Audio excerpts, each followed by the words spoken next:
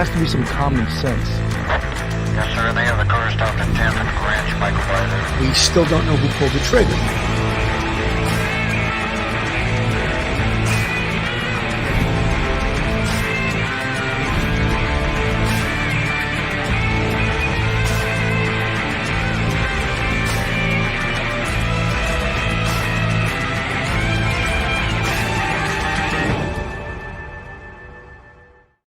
Hello, everyone, and welcome to Police Off the Cuff, Real Crime Stories. I'm your host, retired NYPD Sergeant Bill Cannon, a 27-year veteran of the NYPD.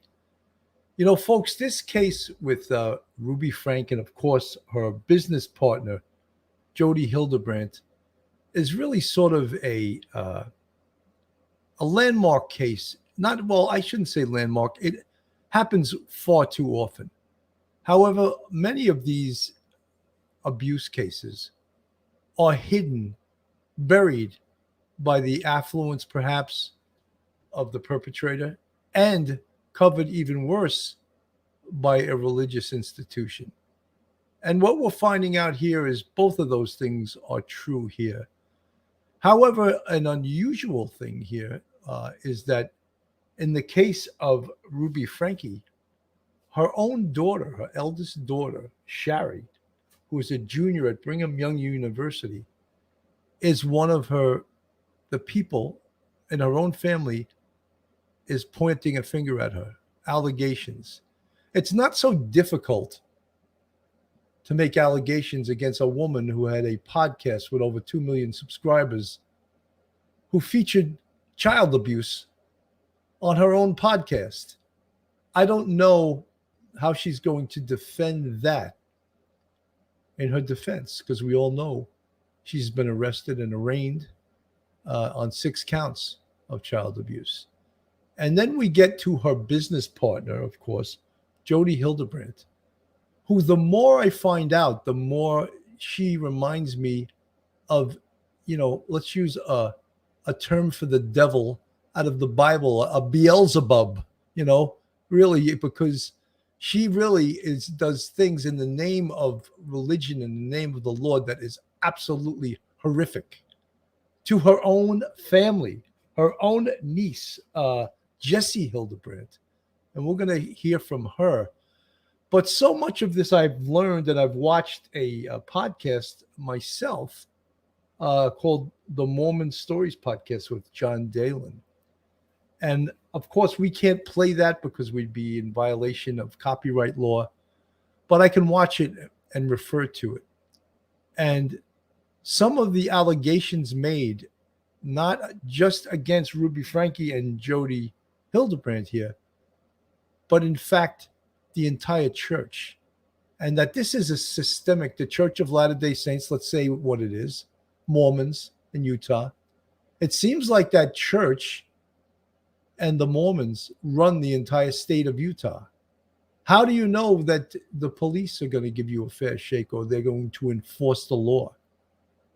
How do you know that the courts are going to enforce the law when they have this specter of this powerful religious institution looking over them? In the case of Jodi Hildebrandt, the Church of the Latter-day Saints was feeding her clients, was actually giving her clients, the bishops and the apostles, as they're referred to. They were referring clients from the church to Jodi Hildebrandt. And she had lost her license, I believe it was in 2012, for violating patient-client confidentiality rules. And if they had really further looked into her practice and some more of the complaints that were lodged against her, they would have had handcuffs on her much earlier than last week. Truly a horrific case. And we're going to take a deeper dive into that. But first, to take this deeper dive, I have my co-host with me tonight, retired NYPD Sergeant, Professor, law degree, an unordained priest, Professor Michael Geary. Mike, welcome to the show. Hey, Billy. Good evening. How are you? Thank you for having me on. Mike, it's always a pleasure, and you're always the voice of reason. But I also have an amazing guest on tonight, and we were looking at a picture of each other. Uh, she was on my show over 2 years ago, and she said that we've aged a little bit. We've aged 2 years worth, and here it is. This is the show she was on, uh, and that's her book called Beyond the Blue Curtains. And Lizzie Hershberger is she's known as Lizzie. She was raised in an Amish community in Minnesota. After coming forth about systemic abuse in her church, Lizzie became recognized as an expert on the Amish culture, as well as a trained advocate, panelist, speaker, and Amish language interpreter. She helps victims going through the legal process. Her groundbreaking memoir, Behind Blue Curtains, records this pursuit of justice and healing and is available now on Amazon. Lizzie is co-founder of Voices of Hope Givers, a support network helping people find their voices. She also volunteers with victim services and other groups to improve the lives of women and children. Before escaping her Amish community, also known as jumping the fence, they have a sense of humor in the Amish community. She jumped the fence. Lizzie was a hired maid for local families and an Amish school teacher. She still lives in the Amish community she grew up in with her family and lots of horses. In 2018, Lizzie testified as an expert witness on the Amish for a wastewater case that resulted in substantial environmental improvements. Additionally, she has testified in trials as an expert witness, in one case helping bring an Iowa man to justice with 45 years in prison. Lizzie's story has made international news, being featured in Cosmopolitan, Rochester Woman magazine, and on multimedia platforms, including podcasts. Of course, 2 years ago, she was on the famous Police Off the Cuff podcast. Without any more said, I'm going to introduce to you Lizzie Hershberger. Lizzie, welcome to the show. Hey, Bill and Mike, thanks for having me. It's awesome to be back on here. I can't believe it's been 2 years or over 2 years already. I don't think we've aged that much, Lizzie, but a little, maybe a little bit. But anyway, Lizzie, you know what this episode is about. Can you draw parallels between the Amish culture as far as the power of that religious orthodoxy and the Mormon Church, the Church of the Latter-day Saints? Yes, and I'm speaking, from my experience of growing up in the Amish community, the Swartz and Trooper Amish community, and where I'm also getting have gotten a lot of my information from is I actually have a really close friend who is still a member of the Mormon Church, and she is a driver for the Amish. So we met a couple years ago and have continued to talk multiple times a month.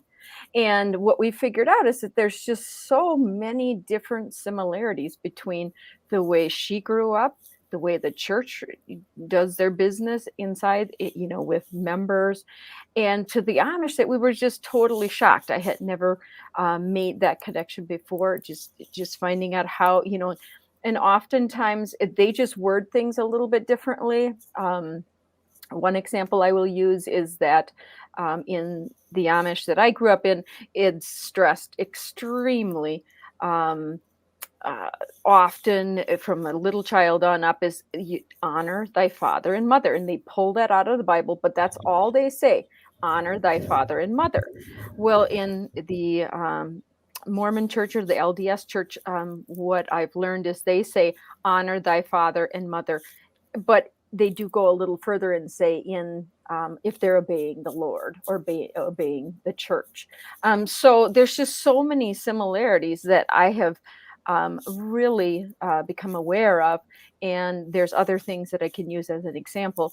But I was very unaware of this 8-passenger, I never followed that YouTube channel or anything. But I was aware of Jodi. I had some people that followed her, and I had Facebook groups that people were in, that mutual friends, but I had never specifically looked at her connections or anything like that. Lizzie, one of the things that I noticed, and we're going to play a little video of of Jesse Hildebrandt, who was being actually Jodi Hildebrandt, her aunt, was her therapist and really breaking her down almost like a Nazi prison camp guard. And one of the things they do in this religion, which they also did in the Amish church, was, I remember I read your book. It said girls at the age of 14 or 15, they take them out of school. They're not allowed to go to school anymore. And that is like horrific. And they were doing the same thing here. They were trying to break her down and basically ruin her. And that was one of the tools they used. You're not going to school anymore. That was sort of like a punishment to them. Would you speak upon that? Yes, and I will say it's boys and girls. So no Amish children are allowed to go to school further than their 8th grade education, and that education is taught by somebody in the community. Their own, they only have an 8th grade education themselves.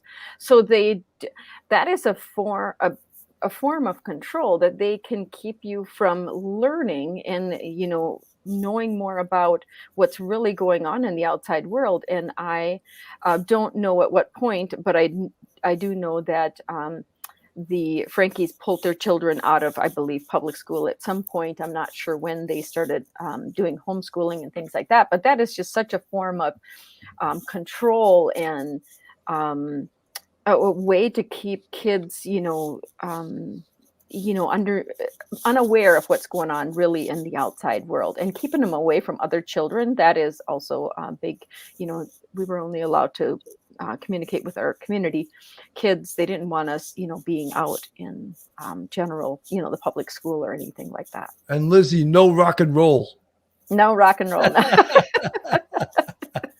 Mike, No, you have a question for Lizzie? No, I just want to make an observation as Lizzie's talking.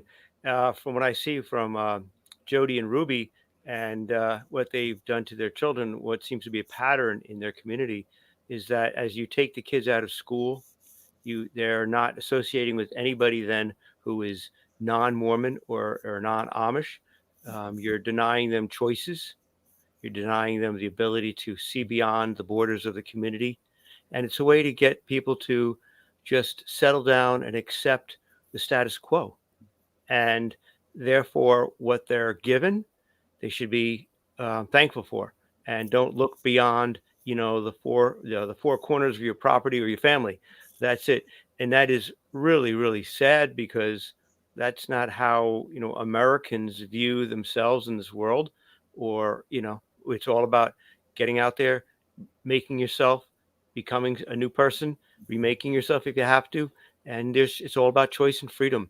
And this is just really sad. And you see this in a lot of organizations, like you see this in some Hasidic Judaism and things like that. And it's all the same sort of thing, keeping this insular belief system in place and denying people the ability to choose for themselves.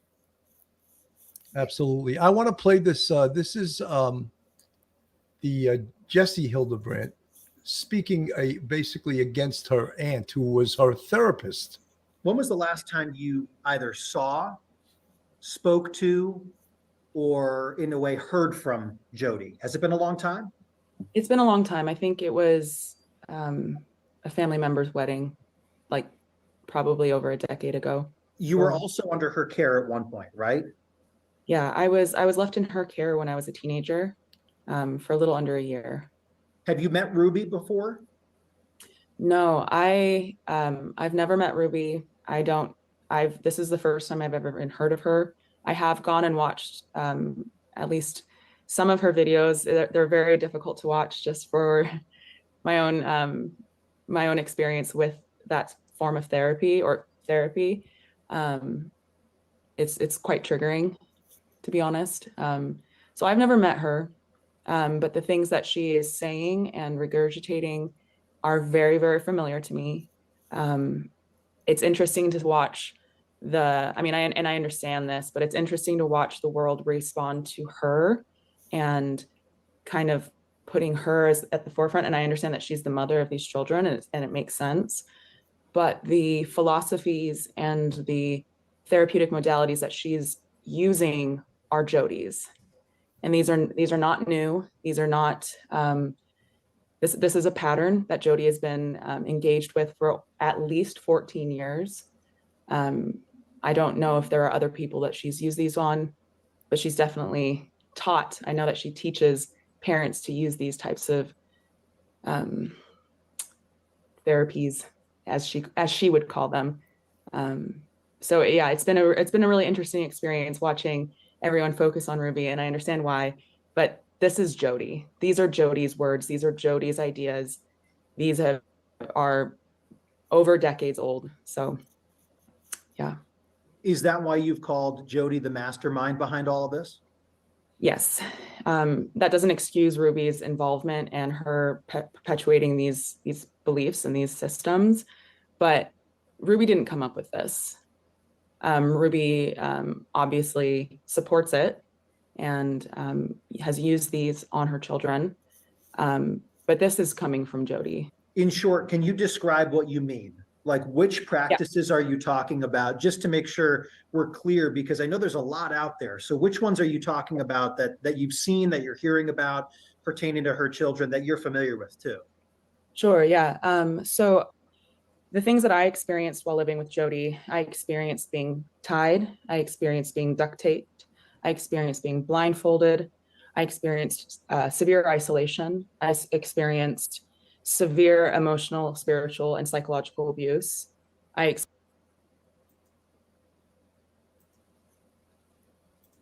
Is there anywhere in a parent's manual, Freud, any doctor on this earth, that advocates duct taping, tying up your children, isolation?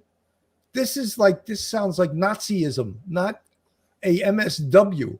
Like, what took so long for people to report this woman? Again, she lost her license in 2012. Lizzie, do you draw any parallels to the Amish with some of this stuff, or is the Amish a little kinder than this religion? Well, let me start by saying, all Amish families are different, but unfortunately, that is very triggering for me to watch, because I unfortunately experienced many of those things. I had an aunt that did many things to me that I wrote. Some I wrote about in the book, and some I didn't. I obviously had uncles too, and one of the things she didn't talk about, but I've heard about, is, using food as a depriving, getting food deprived, making you think that you deserve to get beaten, you deserve to be locked up in a room, you deserve to, have these things happen to you. And so that definitely happened to me. I'm not saying that, and I'm sure this is not happening in every Mormon home, but that was definitely something that I believe, from the evidence that we've seen so far. Obviously, we haven't seen everything, all the videos that Ruby put out on her kids, but some of the things that I've watched are just appalling to me, and I can't believe, this could go on this long. Although I think that people did try to do something, and somewhere along the lines it fell through the cracks. Well, food deprivation was all part of this, because obviously 2 of Ruby's kids were malnourished. The 12-year-old boy that ran to the neighbor's house and had cuts from rope cut into his skin and duct tape, he was malnourished. And it takes a while of food deprivation to get malnourished. Mike? Yeah, Billy, the idea that this kid was, when he went to the neighbor's door, and when the neighbor called 911, you could hear on the 911 tape, the neighbor was actually breaking down. He was actually crying to see a child. And that child wasn't just skinny. That child had bruises, had cuts around the wrist and the ankles where they were trying to rip off the duct tape, that sort of thing. And that person who maybe hadn't seen this child before realized in that moment, just with just looking within 10 seconds, realized that was a child that was abused. And anyone, if it's that apparent to that man answering that door at that time of night to see, or that time of day to see this child, then it would have been patently obvious to a lot of other people viewing the same thing. And that's a scary part, that the isolation, I guess, is to keep the rest of the community who may not be the believers, same believers, or may have different attitudes, to keep them apart and away from those children, so they can't actually see the results of what is going on in Ruby or Jodi's home. And to sit there and listen to what Jesse said, it is really, you just shake your head. You just can't believe this stuff is going on. Absolutely.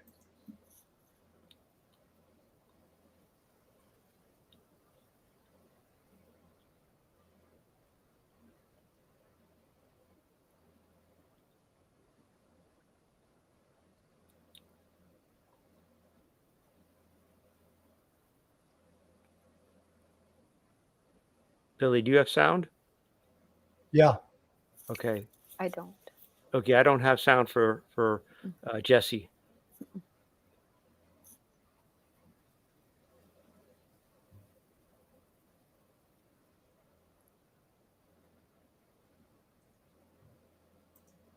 Oh, Okay. Report back to her okay. Sorry. if I broke any of these rules.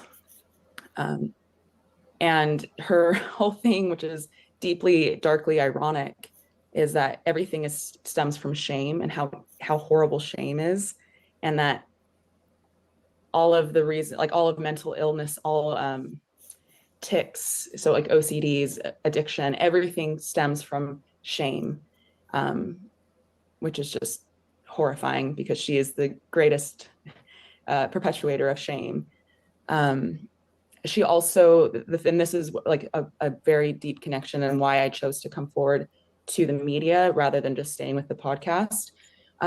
She accused me of being a sex addict. She accused me of being addicted to masturbation, to the point where I wasn't allowed to, I mentioned this on the podcast, to the point where I wasn't allowed to use tampons.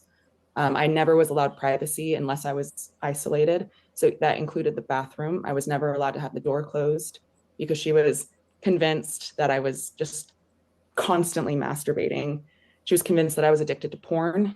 I had never seen porn at that point in my life. I didn't even know that people with my anatomy could masturbate. Like I had no idea any of this stuff, but I just believed her, because she used religion and God as a mode of control. And a mode to manipulate. And so I just believed all of these things. So her ability to convince you of these neuroticisms and these behaviors is, and I was a teenager. And so a child in that position of being told this over and over and over and over again, which I'm certain he was, stood no chance. She also, because of what the abuse and torturing that was going on, and the belief that she had that I was doing something more. So her rationale to the severity of these punishments and this physical and emotional abuse was, she wanted to make my life, and this is like her quote, like this is what she would tell me all of the time. She wanted to make my life so uncomfortable that it would force the sin out, that it would force me to confess. So things continuously got worse and worse, and progressively more and more intense, as a way to get me to confess, because she believed that if I had confessed everything, if all of my sins were out and in the open, that I would be getting better. And I was declining like very fast, exponentially. And so she just kept ramping it up. And so to hear Ruby tell the world that her child is a sex addict, a predator, and has been addicted to porn since he was 3 years old, it just echoes exactly the things that she was telling me and telling everyone around me. And I know that I think I don't know if I got this right, but I'm pretty sure that she's saying that he even confessed to it. Well, I also confessed to things that I didn't do as a way of trying to get the abuse to stop. Because when she's like drilling it into you both psychologically and physically that there's more, and it will stop once you tell her, because that's what she would tell you. Like in the middle of the abuse, she'd be like, I'll stop as soon as you tell me. disturbing, right? I mean, one of the things also is like, how can a licensed therapist be teaching someone that masturbation is like is not normal, that it's not a normal thing, a part of growing up, and teaching that almost like from a religious perspective, that if you do that, it's almost a, you know, people use the devil or some the devil type thing, and it's really, when you think of the psychological harm that can do to a young woman, she didn't even know her body yet at this point. She was a teenager, and she's learning things, and it's baffling to me again how this went on for so long, because here we have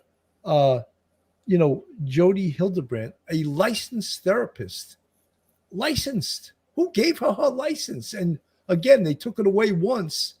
And what kind of investigation did they do that it wasn't taken away permanently? Because all they caught her on was the violent, and I shouldn't say all, she violated client-patient confidentiality by reporting something she found out in marriage counseling to the church. Lizzie. Yeah, I have, my heart just goes out to Jessie and some of these things that she's talking about, because I could put myself back in the shoes of growing up with absolutely no sex education at all. We had no names for body parts. No, we weren't told any of these things. But then when I started getting, I got abused from a very young age, and then raped when I was 14. But then it was flipped that I was the one, that was asking for this. And I didn't even know, I didn't even have the words for it. I didn't know what was going on. So I just absolutely, like you said, cannot believe that this licensed therapist could go on and do these things and have a child in her care for whatever reason it is. I will add that when I heard about the children being, or a couple children being in her home and her, doing her therapy that she says, it did remind me a little bit. There are some non-licensed homes across the country here that Amish people sent their kids to, in even, plain, anybody from the more plain conservative communities sent them to, if they have something like, where they call them, like they have some kind of problem, or they have mental issues or tics or something like that. So they sometimes sent them to these facilities, and very, it, at least Jodi, I guess, was licensed, although that did not help. But in many of these homes that I know of, or farms, sometimes they call them, the kids are sent there and they're left there for months at a time and under their care. And what happens there sometimes is gruesome. I mean, it's just unbelievable. Unbelievable. Mike? Yeah, Billy, in these cases, you realize that the people who are in control of these kids, they're given license to do what they think is proper. And probably the people who are giving their kids over to these people know probably what's going to happen. Absolute power corrupts absolutely. You give someone license to do whatever they think is proper to your child, you are condoning that yourself. And that sort of power, where the parent isn't even stepping in to, guide that child, and giving the power over to someone else, a third party, that's just acquiescing to power. And it's abuse in and of itself, especially the fact that you're giving this child over to that person, as Lizzie, as you said, for months, knowing there's going to be shaming, and corporal punishment galore. Yeah, that is the absolute definition of child abuse. No doubt about it. Anyone can see that. I'm going to play a little of this from Law and Crime. A popular YouTuber. Yeah, she and her husband, Kevin Franke, they launched this YouTube channel called 8 Passengers back in 2015. It was all about them as a couple, their children. Very popular. It had over 2 million subscribers, and it focused on parenting and homeschooling. It was interesting because Frankie and her husband are members of the Church of Jesus Christ of Latter-day Saints. And she appeared also on these videos with Jodi Hildebrandt, who founded a life counseling organization known as Connections, previously known as Moms of Truth. Let's talk about trust. What is trust? Where does trust come in? The principle is I am responsible to be worthy of trust. So I am the one that generates trust. I am the one that generates safety. It comes from me. So if Ruby comes and she interacts with me, I don't look at Ruby and say, oh, is she trustworthy? I'm not looking at her. I'm looking at me and saying, am I honest, responsible, and humble? Am I a safe person? Mm-hmm. And then she is the beneficiary of me being safe and me being full of trust. And all of this came to a head when police were alerted through a 911 phone call about that something was happening at Hildebrandt's residence. 911, the address of your emergency. Tell me exactly what's happened. I just had a 12-year-old boy show up here at my front door asking for help. We know there's been problems at this neighbor's house. He's emaciated. He's got tape around his legs. He's hungry and he's thirsty. And he asked us to call the police. What's So his he's name? very afraid. This kid has obviously been... I think he's been... Listen how upset the 911 caller gets. So whatever he's seeing, we're not seeing what he's seeing. He's seeing signs of malnutrition, signs of abuse, signs the kid's thirsty, the kid's hungry. And, you know, this is a grown man that doesn't, I don't even know if he knows this kid, but he's obviously that upset that he's in tears on the phone. He's been detained. He's obviously covered in wounds. We need the cops here as soon as possible. Now, according to a probable cause affidavit, Frankie's 12-year-old son climbed out of a window at Hildebrandt's residence, ran to a neighbor asking for food and water. He was reportedly malnourished, emaciated. He had duct tape on his ankles and his wrists, these deep lacerations from being tied up. Just horrific to think about. And when police arrived, they found Frankie's 10-year-old daughter in very similar conditions. So Frankie, Hildebrandt, they were arrested. They were each charged, as I said, with 6 counts of child abuse. Each count goes up to 15 years in prison. That's the maximum.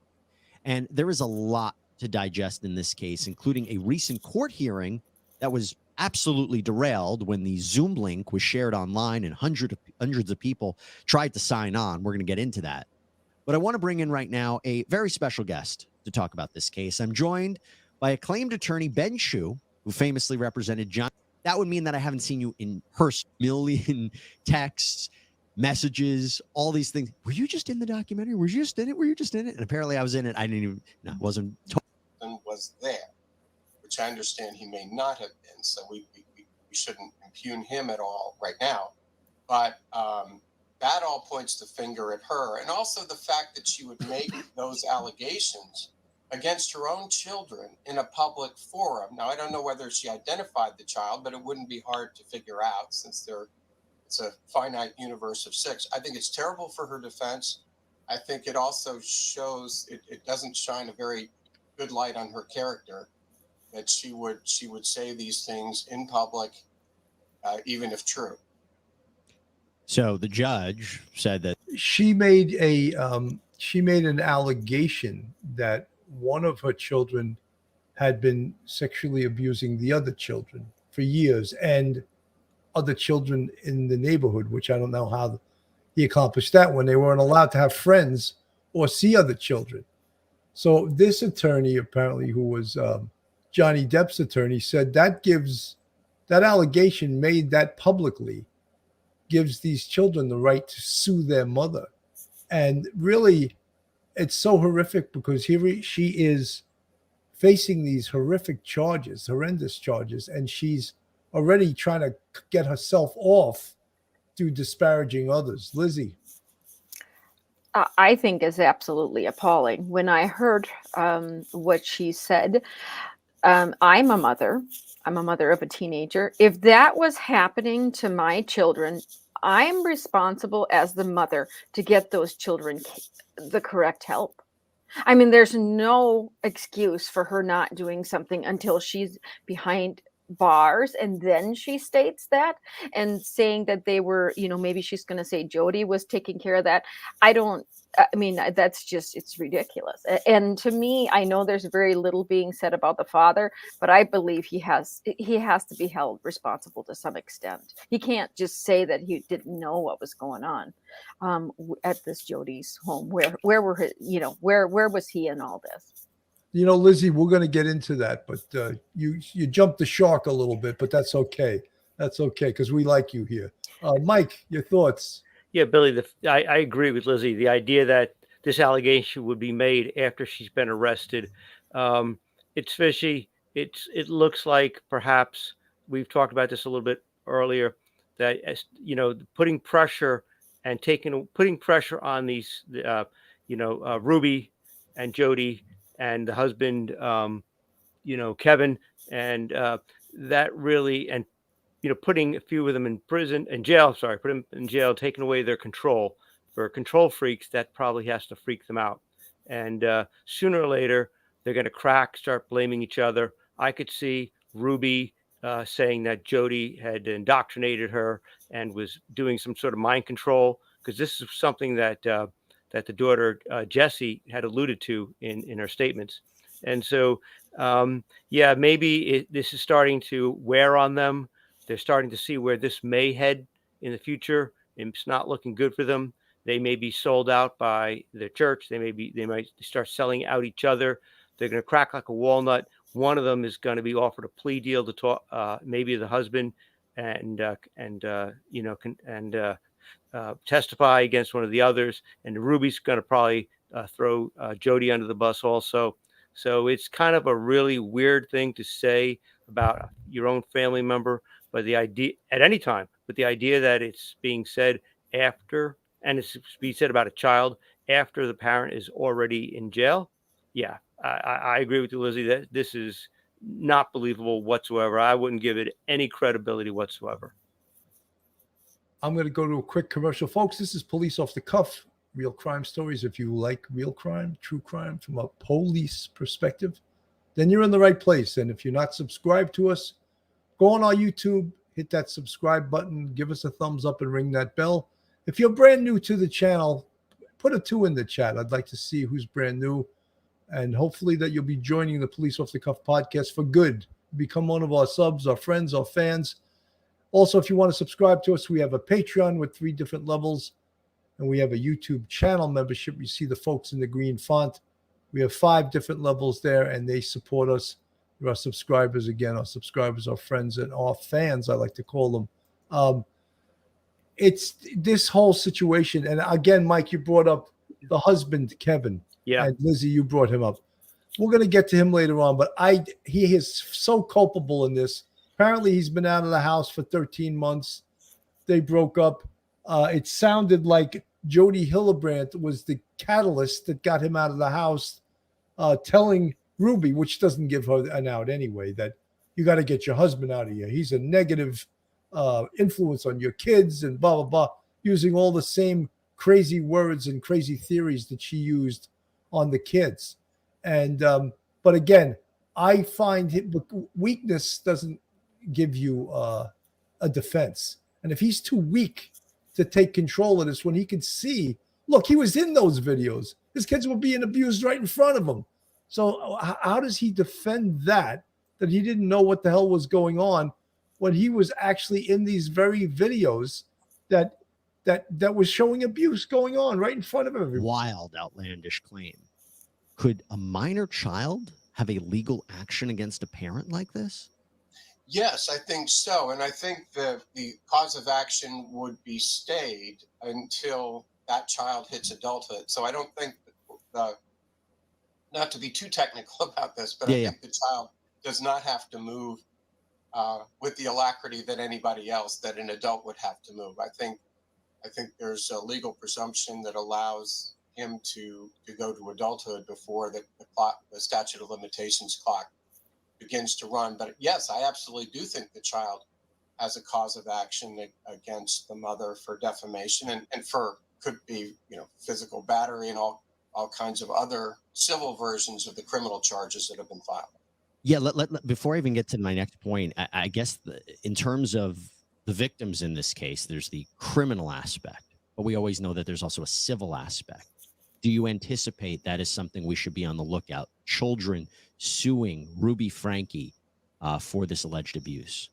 Absolutely. And again, I think they have the luxury, although luxury may not be the right word, but they have the luxury of waiting. Mm-hmm. I mean, oftentimes, as you know, people wait until the criminal case has been fully adjudicated before filing the civil action, or they try to stay the statute of limitations.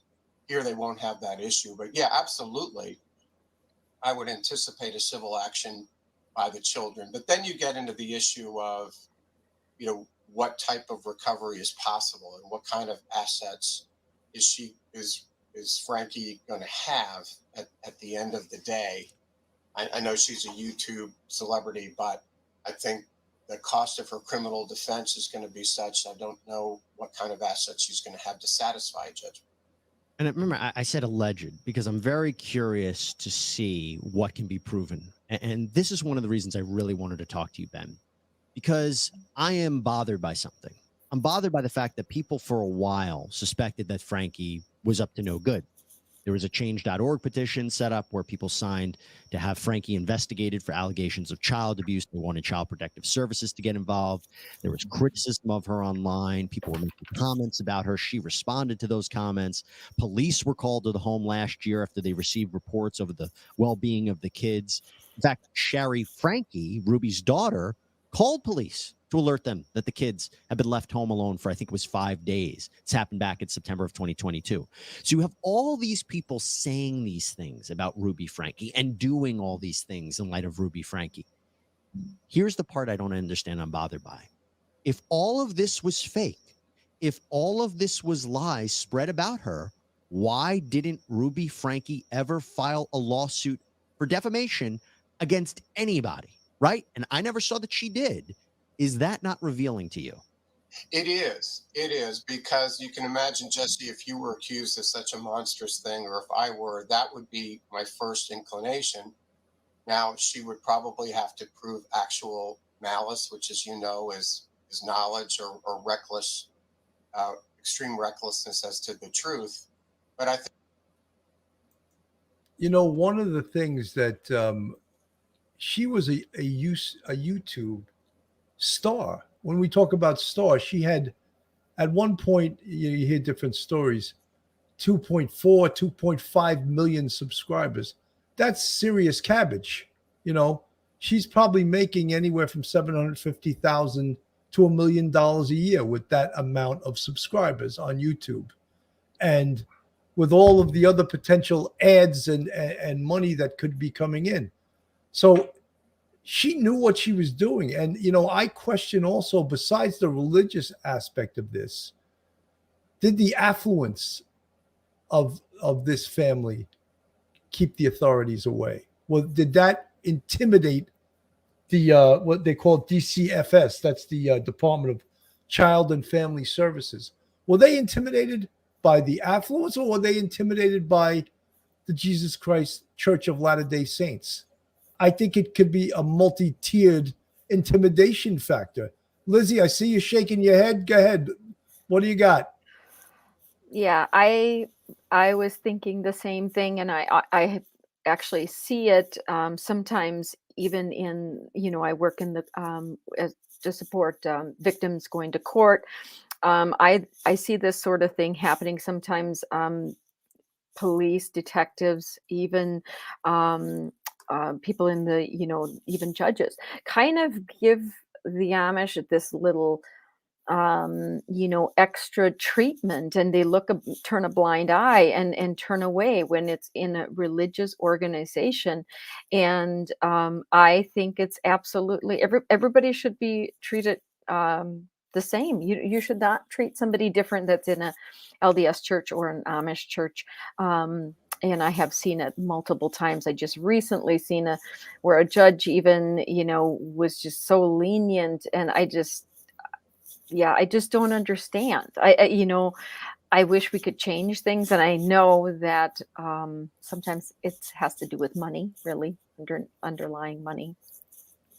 Lizzie, we like to think that, my last 10 years I was in Manhattan North Homicide. We investigated murders in the northern part of Manhattan. And I would like to think that every community got the same attention when there was a murder in their community. However, when there was a murder below 96th Street, oh my God, you talk, bring in the National Guard, bring in the Air Force, bring in the Marines, bring in, personnel. They brought, and it wasn't equal. I'll put it that way. It was definitely, there was way more resources committed when the crime took place below a certain street. Mike, I could see you shaking your head. Billy, yeah, absolutely. You see this in the Riverdale section of the Bronx. Also, money talks, bullshit walks. People with money have ties to the borough president. New York City, we have borough presidents and also the city council, and we have the mayor. They have the ability to make a phone call, and they can make a phone call. They can pick it right up, and they can talk to someone who can get things done for them. They can pull strings. That's just the way it is. That's just the fact of life. Money talks, bullshit walks. And if you're not connected some way through religion or money, or you play golf at the same golf course as the judge, or your friends from high school, whatever it is, you got that connection. Yeah, you're going to get a little bit of extra treatment, and it may be something done behind the scenes for you. Maybe it's maybe it's open where you get probation rather than jail. That sort of thing. Your fine is much less. And so, yeah, you gotta think that there's a combination of money, connection, and maybe religion all being stirred together, affecting how the police see this family. Absolutely. Lizzie, you had this on your Facebook page, and I thought it was very interesting because it is apropos to this case also. Amish affair is not business of anyone else. Then the Amish are a separate community taking care of their own welfare, education, most all aspects of living with their beliefs, ways, etc., avoiding outside interests, politics, police, courts, insurance companies, government, and such. They take care of their own problems in their own way. They do not allow pictures of individual Amish members that are identifiable. The recent situation involving only members of the Amish community concerning incest is an internal problem of their own, not concerning the outside city, county, and state. They have already punished those involved in their way. They're quite capable of managing themselves. May I suggest it is none of my business or anyone else's, including governments, newspapers, etc., how they do it.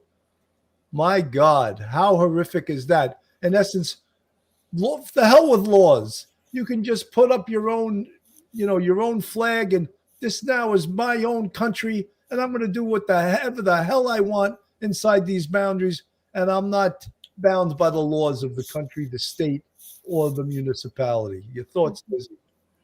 Well, I'll just add a little bit of background on that. There was a case in Seymour, Missouri, in an Amish community, and I attended a protest outside of a courthouse because there were 3 brothers that raped their 12-year-old sister and impregnated her. And the DA there was giving them extremely lenient. It was terrible. The 2 of the boys did end up going to jail then, and I don't remember exactly. It was very lenient, but the outside there, I think this was written up by the local newspaper. One of the people was trying to say that, they take care of their own problems in their community, so we should just step out and leave them alone. Well, their idea of punishment inside of the church is completely different than what, one might think. I mean, they still allowed all these kids to be connected, together and everything. So there's just so many things that, in that case that infuriated me, really. And I went and did get involved a little bit by protesting. And there's many other cases very similar that are happening with incest across the country. There's just so much that we can do. It's going to take a lot of a lot of people working together, and there are changes being made. I mean, obviously, I have testified in a case recently where the judge was not lenient at all. I mean, 45 years in prison was one of the toughest sentences I have ever seen handed down, and that was a former Amish. Young Lizzie, man. someone in the chat, I don't know if they're a fan of yours, but Rita, Miss Hershberger is a beautiful human being. Thank you for coming and helping us discuss exposed child torture. Well, I agree. Lizzie Hershberger is a beautiful human being. That's why she's on this beautiful show called Police Off the Cuff. No, but Lizzie, one of the reasons I read that, because I draw a parallel to this community, that seems like the way they almost feel, that they are the law, that this church is the law. And many people are intimidated by them. And I think they run a lot of things. And I don't think you can truly appreciate the power of this church unless you live within that community. Mike, your thoughts? Yeah, Billy, that as Lizzie said about that editorial, that that is scary, that the person is actually advocating for no government. Now, look, I'm a civil libertarian. I don't like big government, but there are some things that we need government for, and policing and protecting the elderly and the children, the most vulnerable in our community, is absolutely necessary. The idea that you could just say, wash your hands of the problem, say, you know what, we are going to ignore this problem. They will take care of it themselves. There's no accountability then. If they're not going to take care of it, it might take generations for people's attitudes to change within the community, if ever. So that means that you are subjecting these girls to rape and incest. That is insanity. And for anybody to sit there and put their name to that and be proud of what they said, do they have children of their own? Would they like to see this happen to their children? And if they would actually say, this is okay, let us handle it, then you're turning your own children over to sexual abuse. That is unfathomable. It's shocking. That is amazing to actually see it plain and clear that this is how they feel about their community. That's shameful. Absolutely. Well, if this is a pattern of abuse of these kids that was going on for quite some time, A, would he be a witness? Or B, could he potentially be criminally charged? And so his position right now, I'm very curious legally, where do you think it stands? Yeah, he is in a tricky position, and a lot of it, as you suggested, Jesse, is going to go to the physical evidence. I believe with the 12-year-old who escaped through the window and got to the neighbors, that there was evidence of there were a lot of sores, and it would be interesting to get the medical reports from the doctors to see whether there are any scars and how they can date back the injuries, because if there was evidence of physical injuries before the 13 months, beyond the last 13 months, then he's got a lot of explaining to do. You can't let your spouse abuse your children. So, again, as you said, we have to be careful. We don't know that happened. We don't know that the abuse went back further, but that's going to be a crucial issue for the police, and will be a crucial issue for him. But no matter what, at a minimum, he is going to be a material witness. It's also hard, just from a matter of common sense, although I guess it's not impossible, that the abuse suddenly started 13 months ago. I'm sure he's seen the children in that time and spoken to Ruby Franke. And so if he knew something, that's where the questions begin. But again, I think there's evidence that obviously right on video that the abuse was occurring while he was there. And Mike, we discussed this. I think we discussed this yesterday, that or the last time we did this case. Right. At the very least, he's going to have to testify, or else he's going to get charged. I really believe that, because I think he is culpable in this. And how do you go away for 13 months and you don't check in on your kids? Oh, my wife wouldn't let me. What are you, a little wimp? You know what I mean? What do you mean? There's things called lawyers, There's avenues you can take. Oh, my wife so intimidated me, and that scary lady, Jodi Hildebrandt, who maybe he is terrified of Jodi Hildebrandt because she is connected to the higher echelons of the Church of Latter-day Saints. Is that a possibility? Billy, he gets no pass because he's scared. If he wasn't part of the actual physical assaults upon those children or the actual taking away of food, the fact that he would allow this to happen and not report it or not do anything about it or not seek medical assistance for these children, that means he is absolutely just as culpable as she is. Maybe he'll get a deal. They'll flip him like a pancake and he'll rat her out, and he'll probably enjoy ratting out Jodi Hildebrandt. But yeah, he is in a very precarious legal position, and whatever punishment he gets, he deserves. You know, to me, of when I've watched some of these Mormon Stories podcasts with John Dalen, Jodi Hildebrandt is a monster. In my eyes, she's an absolute monster. And I hope she gets, life without parole. That's what she deserves. She absolutely has destroyed lives. And not just the lives of children. She was a marriage counselor. Who would go to her for marriage counseling? I mean, just some of the horrific things she says, you'd be like, where did you get that from? That's not taught in any university on this earth. You made that shit up because you're a sick bitch, you know? I mean, really, she's a psycho. Lizzie, you're shaking your head. What do you think? Well, it's hard for us, I think, from the outside, just like it is for somebody from the outside to look into an Amish, and try to see and understand how everything works. So I'm not trying to, I don't know how everything worked, but I'm sure that Jodi slowly weaved her way in there. And if she did, if the husband left, Kevin left, the father left before things got really out of hand, like you said, he has no excuse for not having checked with the kids or had some sort of contact with them for the last 13 months. So I absolutely think he is, he has to be held responsible to some extent, and maybe however it ends up. I just hope these children end up finding some sort of somebody that will help them, because it's going to take years and years of counseling and correct counseling to get over this tremendous. I mean, just the fact of their parents were filming them, and obviously lots of different things were happening without being on the camera. I mean, things were happening. It was an awful home that they lived in, and it didn't just happen overnight. It's been going on for years and years and years. You know, Lizzie, another scary thing, and that people don't realize, is that the children were with Jodi Hildebrandt. They were at her house, which was 4 hours away from the home of Ruby Franke. What was that? What was going on there?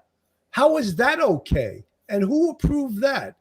If there was some kind of, I don't even know if Ruby Franke and her husband Kevin were legally separated. Then if there was a legal separation, there should have been some agreement, some legal agreements there. Correct, Attorney Mike? Yeah, Billy, just because you have a separation agreement, maybe in anticipation of a divorce or something like that, doesn't mean you are relieved of any sort of parental duties. The fact that Ruby and Kevin maybe they agreed individually or to collectively to allow Jodi to have control of their children.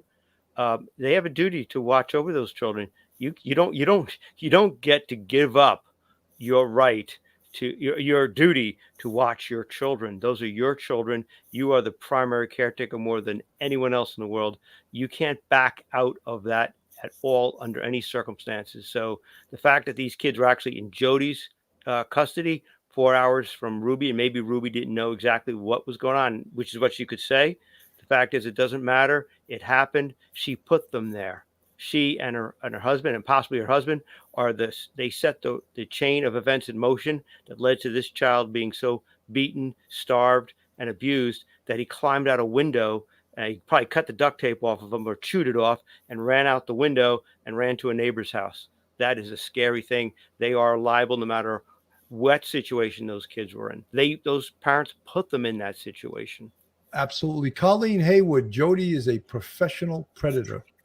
Like Jessie, her niece, said, it's like the boiling frog story. Well, I never heard that story about the boiling frog, but I know it doesn't sound so nice. It's not good. You know, it's not good to be a boiling frog.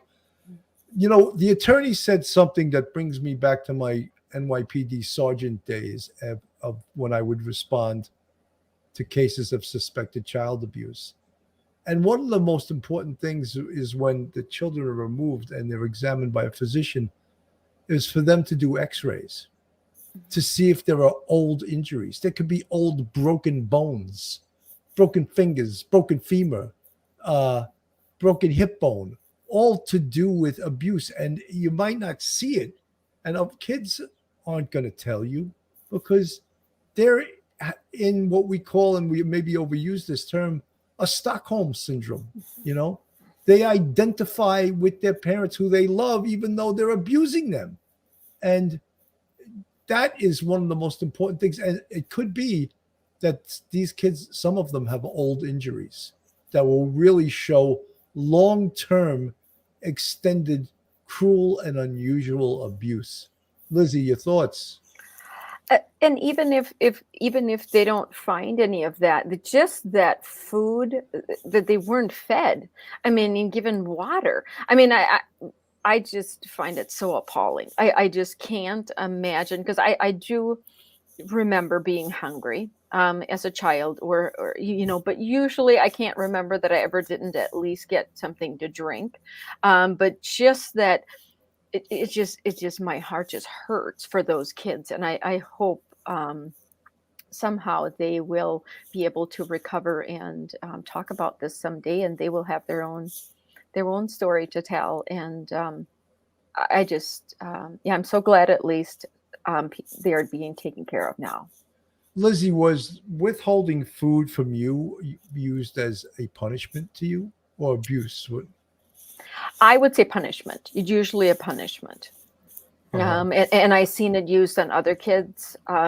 If they misbehaved in church, that was a long church service. I seen kids being not allowed to have food. And that's right in front of the elders and everybody else. I mean, that is, I seen it with some families a lot more than other families, but I definitely seen it done. And with that, there's just all this, you know, we could go into all this, body, you know, image, and there's all kinds of issues that come then with, especially for girls to not be able to have that food and nourishment on what you need. Yeah, it sounds like really a horrific way of punishment or to discipline somebody. It just doesn't seem right at all. Oh, there you are in your Amish garb on the right? Yes, it was. Were you like 14 or 15 in that picture?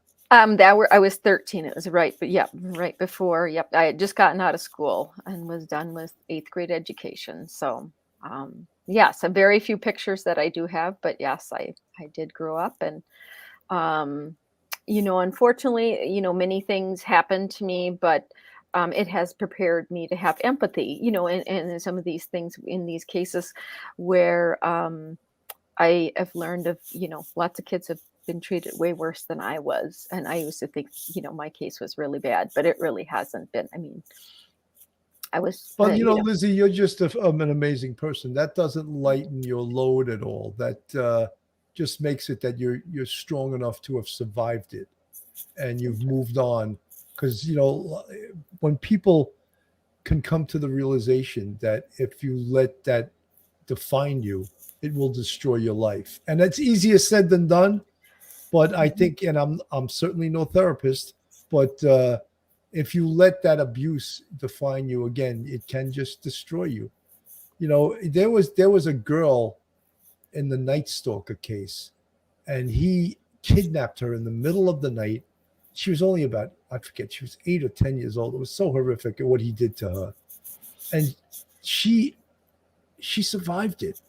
And she's married and has kids to this day. And she somehow, I just couldn't imagine how she put that out of her mind or survived that horrific incident. And we interviewed the detective, Gil Carrillo. And we asked him specifically about that girl, because I had read the book and I was like, oh my God, that was so horrible. And he said, I see her once in a while.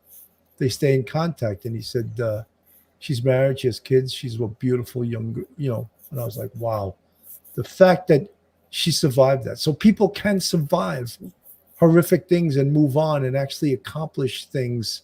The human spirit is an amazing thing. And, but that doesn't mean we let this crap go on. Folks, I'm just going to do a very quick commercial and we'll be right back. Folks, if you're looking for a great attorney in the New York metropolitan area, then Joe Murray is your man. You can reach Joe on his cell phone at 718-514-3855. Joe is a retired NYPD member of the service, a retired police officer turned attorney. You can email Joe at joe@jmurray-law.com or go on his website, jmurray-law.com. Joe Murray is also a huge, huge supporter of the Police Off the Cuff podcast, and we really appreciate all that he has done for us. In this case, I should bring you guys back into the show because there I am talking to myself. But you're back in here. In this case, I mean, it's unusual in one way in that it's all documented on tape. You can see the abuse on tape. So I'm amazed, like, how is a defense attorney going to defend this, Mike? Bill, I think I was thinking about this the other day and watching those videos of them in the car, in the home, sitting down with the kids on either side. I think what I would do as a defense attorney, you got to be creative. You got to give an alternate theory to the jury to believe, because you don't want them to believe what they're actually seeing. Don't believe what you see. Don't believe what you're hearing. Listen to me. This is our take on it. And I think a defense attorney would say, look, they're play acting. This is a reality show. Do you think that everything that happens on the Kardashians is spontaneous and real? No, we rehearse the spontaneity to get the scene right. So this is all just play acting. We're doing it it's a melodrama. It's a family thing. There should be moments of drama, moments of happiness, moments of sadness. And it's a family show or family-oriented show. It is, scripted. It's all it is. It's just play acting. Nobody's like Hollywood. It's make believe. Nobody's getting hurt. Don't believe what you see. Don't believe what you hear the kids say. Those are lines that they're supposed to say for effect because we're all going to laugh and joke about it. This is part of make believe. That's the only thing I could think they could say. But that won't get you too far. But you might look. As a defense attorney, all you do is have to turn one person. Just get one juror out of the 12 to say, you know what, maybe it is kind of play acting and it is kind of Kardashian kind of thing. Just put that doubt in one person's mind. Ruby has an evil streak in her. She posted on Instagram about being relieved by her mom's arrest, stating finally, and asking people to help collect evidence about connections. Here's a clip of a video that Ruby Franke posted on Facebook after she entered her daughter's school. She was pretty upset after they were having the kids do a flash mob. I am so upset. I am so angry. I could scream. And I had an appointment with the principal. I said, I have a concern about the TikTok dances. And she said in the fall semester and in the spring semester, we need to have a performance. A flash mob is a great way to get it in. It's efficient. The kids love it. They have fun with it. And they are able to check off their performance for their grade. I said, my problem is the choice of songs. And she says, well, all the songs were approved by me. And she says, well, what's moral for you isn't going to be moral for other parents. You're complaining about this song, but I've got 30 other parents that just think it's wonderful. And I said, it's what's moral according to God. Joining me to discuss the allegations in this story.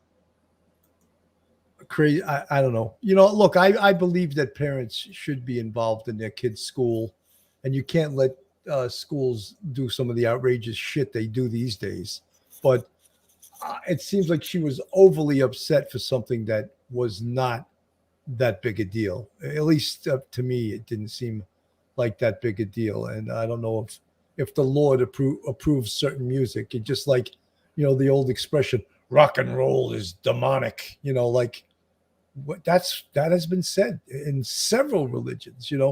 I remember as a kid, and I am this old, when the Beatles came to America, everyone was like, oh my God, look how long their hair is. Their hair probably was no longer, actually it was a little longer than mine, but it wasn't really that long. And they wore those Beatle boots and they wore suits and ties. And thank God they wore suits and ties, because they wanted to wear leather jackets. And their manager, Brian Epstein, said, no way.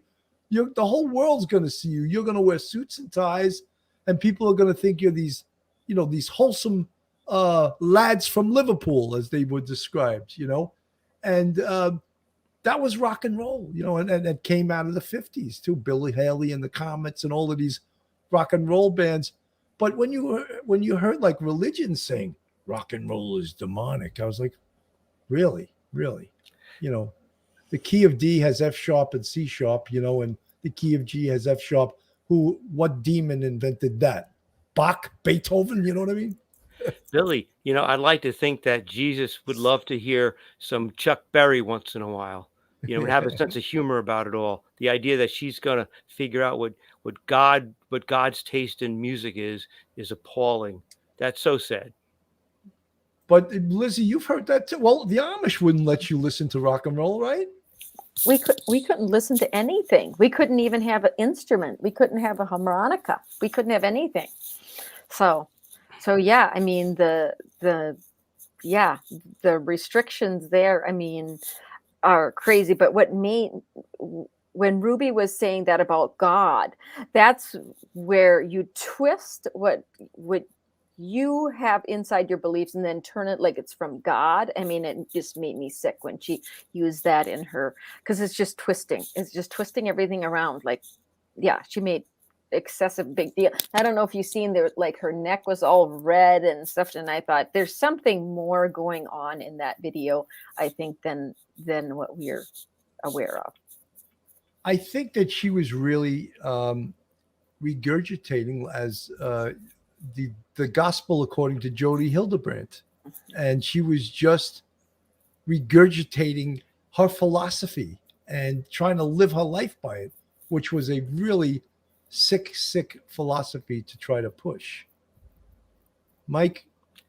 Yeah, Billy, it's the whole presentation that you see with her is a very obsessive, controlling, freaky person who believes that they can channel God and what God would want. And remember, if God's on your side, you've got to be right. Everyone else is wrong. So just including God to say, I'm just channeling God. This is how God would want it. How do you know? When's the last time he talked to you? That sort of thing. It's probably some sort of, it's narcissism, I guess. I'm not a psychologist, but it's some sort of narcissism that this lady has developed to the point where she knows everything. She knows right and wrong about everything. It's all black and white according to her interpretation of God. There's no gray. There's no forgiveness. There's no forgiveness of children making a mistake. It's an absolute punishment. And the mistake is maybe not saying something or doing something that she thinks God would want them to do. It is no way a child could be perfect enough to please her. She's always going to figure out a way to get control of that child and use God to justify to anyone who may question her, I'm doing it because this is what, God would want. That is scary stuff. No, absolutely. And it's disturbing. And, I just want to, again, this is Lizzie Hershberger's book, Behind Blue Curtains. And I actually read the whole book last time she came on the show. And she's an incredibly courageous woman. She went against the higher ups in the Amish community. She put a lot of them, and she discovered how the community protected criminal activity, sexual abuse, how, not uncommon in a lot of religions. And she still went up against them. And she still, there it is behind blue curtains. I encourage everyone to get this book. I read it in a couple of days, and I'm not just saying it's a very interesting book. And I read the whole thing, and I wanted to read the whole thing so that I could. There she is. Are you giving you running for Senate or governor in that picture?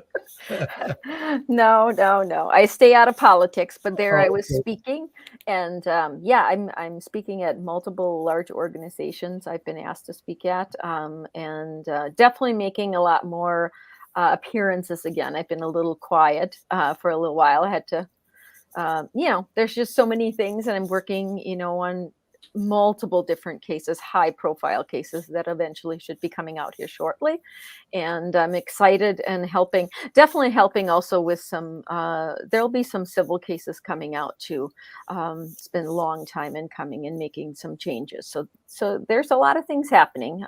So had to get prepared and ready, and I definitely have my boots on, and I'm ready to, keep battling for the children. And Lizzie, and do you know women. that song, "These Boots Are Made for Walking"? Yes, Remember I that do. one? I do. Thank you. Yes, I didn't know if you were listening to it back then. I wasn't back then, but yes, Oh, okay. I Well, do listen. you've heard it since you I broke have. out. Yes, since I But, jumped the fence. folks. Since you jumped the fence, that's right, folks. Lizzie and I have become like friends via text, and we communicate with each other, but we've never met before. One day in this life, Lizzie, we have to meet. Yes. Absolutely, we'll meet in person. But Yes, I really thank you. admire you. I admire Thank you. everything you've done. Your book is tremendous, and what you're doing with your life is tremendous. Defending people that are afraid to go up against the big and powerful in this world, and you certainly did it fearlessly, and maybe not fearlessly, but you did it anyway. And you have all of our respect. Mike, we're at an hour 17 minutes. I think we covered this pretty well. Your final words, Mike? Final word. As a dad of 3 girls, I just want to congratulate Lizzie, and absolute respect for what you and what you do. And I'm going to get the book and read it, because it's usually the girls, not the boys. It's the girls who are abused, and everyone just looks the other way. And we can't have that. That in any community, how that could go on, how that could start and continue and not stop is beyond my ability to comprehend. So kudos for you. Keep doing what you're doing. It's fantastic. Thank you very, very much. Thank you very much. I really appreciate your support, and it's just great to be able to come on here and give my little opinion. And I do appreciate what you guys are doing, because your audience has grown, and it's wonderful. I really appreciate you guys having me on. So thank you. Lizzie, you have to promise to come on again in the future, because you're a fantastic guest. And I know you're busy, but you look great, you sound great, and it's my privilege and honor to know you. Thank you. Thank you. There'll be a couple big cases coming up here eventually that I'm sure that you'll hear about, and we can maybe come on and talk about. So thank you. Absolutely. Thank you, Lizzie. Folks, this is Police Off the Cuff Real Crime Stories. Thank you so much for tuning in tonight. On behalf of myself, retired NYPD Sergeant Bill Cannon, Professor and retired NYPD Sergeant Mike Geary, and the great Lizzie Hershberger of Behind Blue Curtains fame. Good night, everyone, and God bless. Good night. Yep. Thank you. One episode just ain't enough.